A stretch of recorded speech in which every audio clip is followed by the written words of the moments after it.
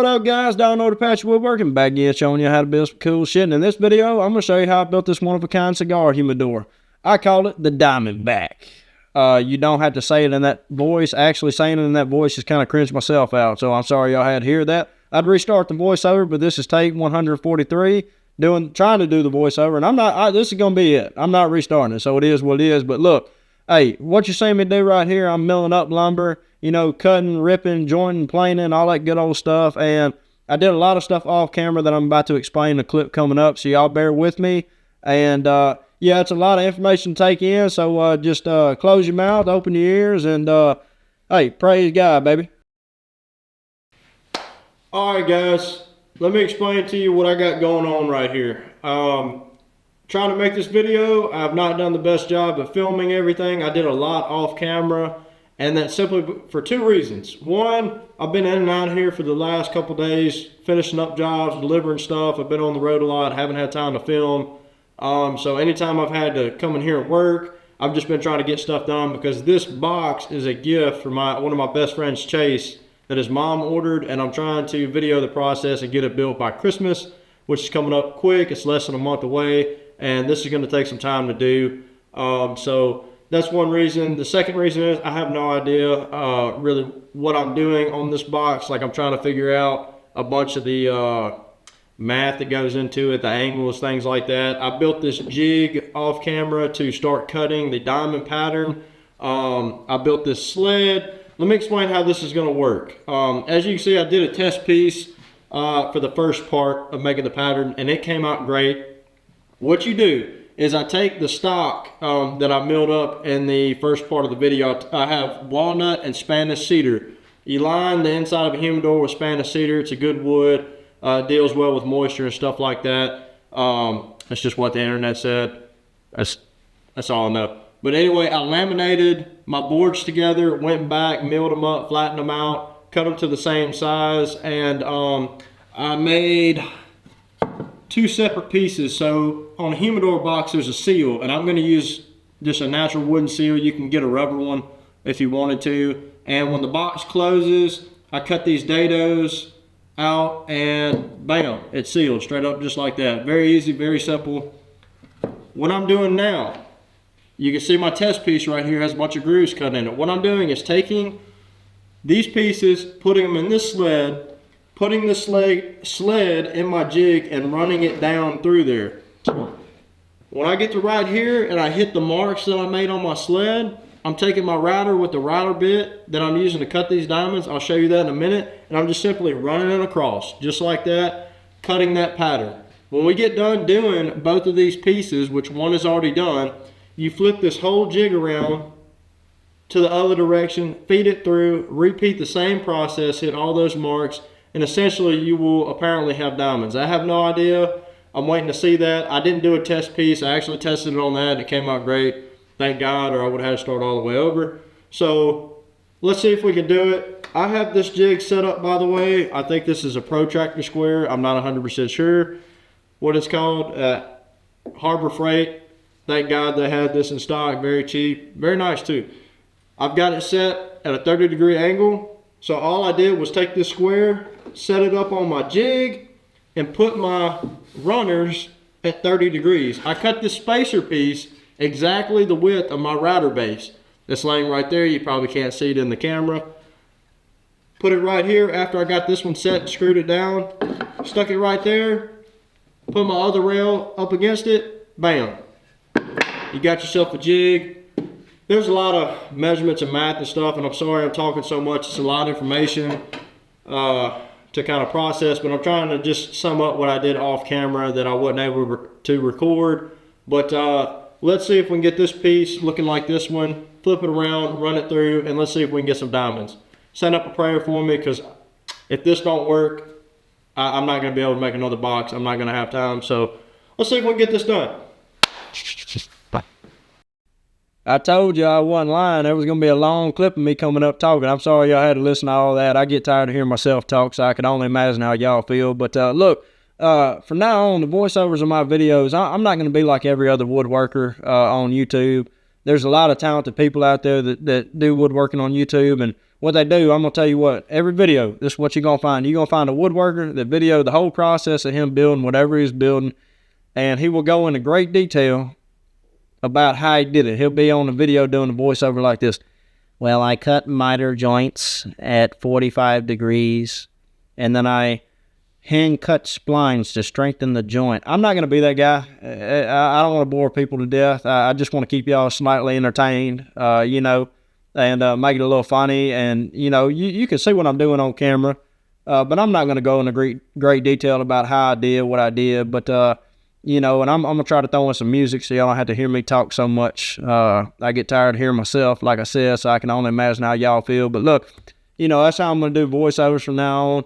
I think it's fun. It's different, you know. I'm trying to develop my own style. But anyway, let me give y'all a little glimpse into what I'm doing here. I'm working on cutting this pattern. Like I said earlier, you set up your runners at a certain angle, and if you flip the runners one way to another and hit all your marks that you measured out earlier, you will essentially come out with some diamonds. Now, I was not sure if this was going to work because I didn't do a test piece. I tested it on the actual wood that I was using for the box itself, which was not a very smart idea because if I messed it up, it was over with. I was going to have to restart, and I didn't have time to restart because I had to have this done by Christmas.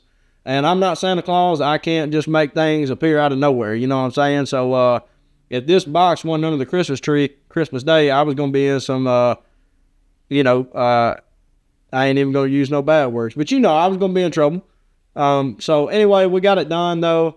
I got the diamonds cut out. Next thing to do was cut out all the miters. And what you're about to see me do in these next few clips is just cutting miters, which are 45-degree angles. And you're going to see me glue the box together. So I'm going to be quiet for a minute. I'm going to put on some epic music, and y'all going to see a little montage. So, hey, cue the epic music, baby.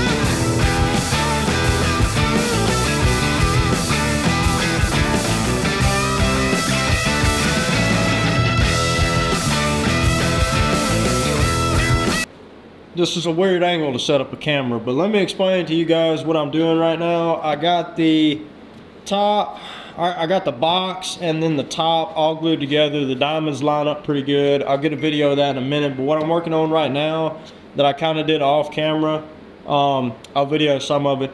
I took some thin strips of Spanish cedar, and when I put the bottom of the box in, I cut it all funky. It might not have been 100% square, and I got some big cracks right along the side that it doesn't look good. So what I'm doing is I'm taking some Spanish cedar and I'm gonna run a bead around here and trim it out. I'm cutting 45-degree angles, and I guess the box is pretty square. I checked the squareness when I glued it up with a tape measure, but I'm always real skeptical about stuff like that when it comes to boxes and being square. So I'm cutting 45s and everything's lining up great. I haven't had a problem fitting any of them in. I'm gonna get a little of that on camera, but that's what we're doing right now. Then we're gonna flip it over and work on the top and putting together the lining that the glass is gonna go in for the top. So let's get on it. I know y'all just love hearing me talking them clips right there. I love it myself. I'm just playing my voice on camera. Oh, I hate hearing my voice on camera. Everybody hates hearing themselves talk on camera. Unless you're like an A-list actor, they're full of themselves, so they all about talking. But anyway, what y'all are going to see me do here is in these next few clips, I'm kind of cutting out some trim pieces, trimming out the bottom of the box, covering up a lot of cracks, and I'm going to work on putting splines in the box and then working on the top.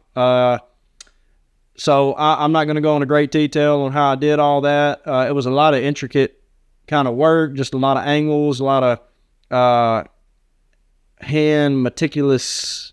I'm out of words. I need, where's the damn dictionary when you need it? Anyway, hey, cue the music, baby. Here we go. Epic music montage number 2 coming at you.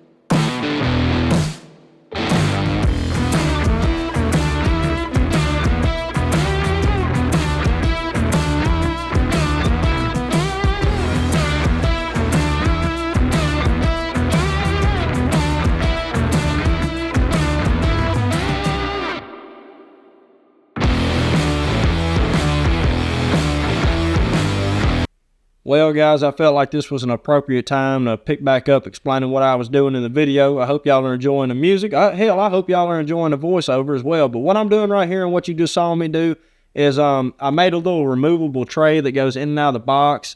And for Cigar Humidor, let me go into some details like those guys on YouTube that talk like this and explain what they're doing every step of the way in their woodworking videos. Anyway, what I'm going to do is simply I made a little removable tray. And in the tray, I am drilling out holes for a hygrometer, I think is what it's called, and then a little sponge. And what this is the hygrometer. I have no idea if that's how you pronounce the word, but that's what I'm going with. It measures the moisture content inside the humidor, and then the sponge, you kind of dampen it up, and it keeps the inside of the box moist. Essentially what a humidor is a way to keep your cigars from going bad. So, once it's built, you have to stabilize it. You have to put in these packs that moisten the box. I have no idea. I had a guy at a cigar shop explain to me how to do all this, and that was a couple months ago, so I done damn forgot. I'm not going to lie to you. I feel bad about it, but hey, you know what? You can do your research online. Do your research. Google, baby. But anyway, you do all that, and that's kind of what I'm doing, and right here, you're going to see me cut out the holes for the hinges. I use some hinges. The brand is called Brusso, and they make brass hinges, and they are top-notch hinges. I love working with them, and right here, I'm just going to cut them out. And I cannot remember how many hours I had on this box, guys, but it was all pretty much done by hand. And the sanding took hours upon hours to do. It all had to be sanded by hand to get in those little grooves, and the inside of the box sanded that by hand. But it was at well over 100-something hours I couldn't wipe my ass for a week. My hands were so sore from sanding. So it was very rewarding, though. I was really happy with how it came out. But I'm going to let y'all listen to some music again as you watch me sand this box. So, hey, epic music montage number 3 coming at you, baby.